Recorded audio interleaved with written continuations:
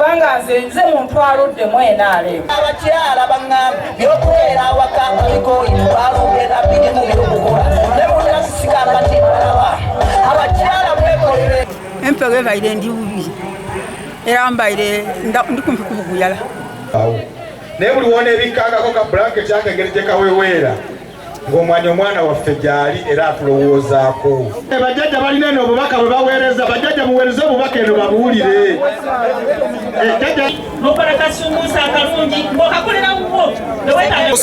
Awali emirimu egy'enjawulo gye tukoze egimu ku gyo tubadde n'ebyemizannyo kituufu nga bwe twagala abantu baffe okwenyigira mu byemizannyo, naye ate komponenti y'ebyenkulaakulana nayo tugitaddemu.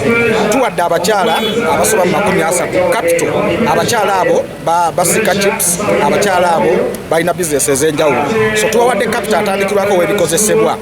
Tulina bakadde baffe be twalondamu mu waadi eno, abakadde ab'emyaka egyo 7-8 abatakyesobola.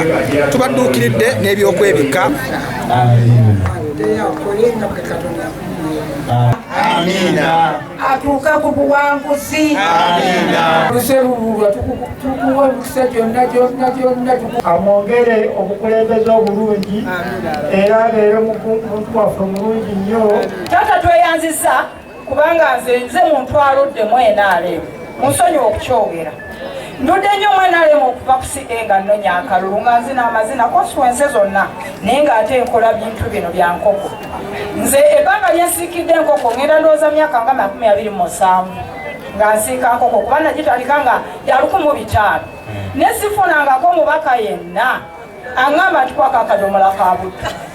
Amazima tutambulira mu kwewola ffe ku maduuka n'ojjayo obutto n'okola enkyano zaayo bw'otasasula bulungi tebakuwa.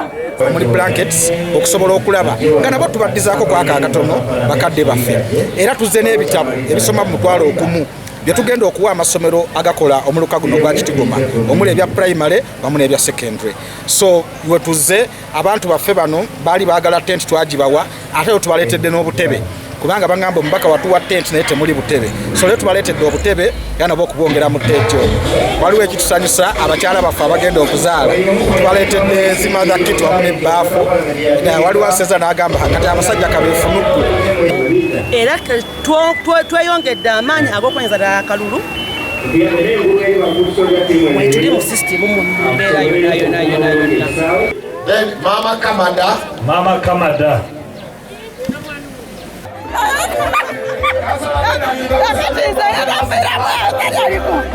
Mchala Harriet na Manyonyi. Ekiriyanti twafunye mwana imaamu newandika namwandu Kidudu obwana oyo oba twagaza baki bannange Nalongo Kidudu nange nendeta biyitirivu ne bakansala tugadde tugataki amaanyi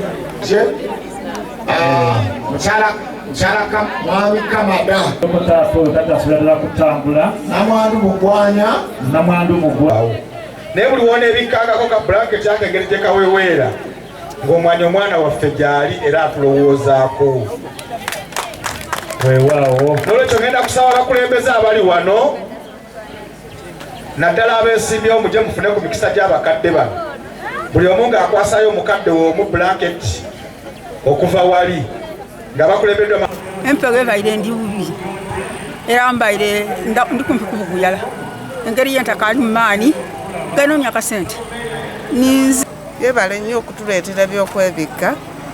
Honorable Sserubuula olw'okutuwa amabaafu gano kyamazima mbadde sikisuubira omubaka lwaffe byatukoledde tuweerabo byatuleetedde era nsuubira ajja tukolera ebisingako wano. Maama embeera gye bayitamu mu kuzaala banange yennyamiza. Njagala mugenda okuwala Jinja Hospital oba e Kawulu mulabe ekiriyo.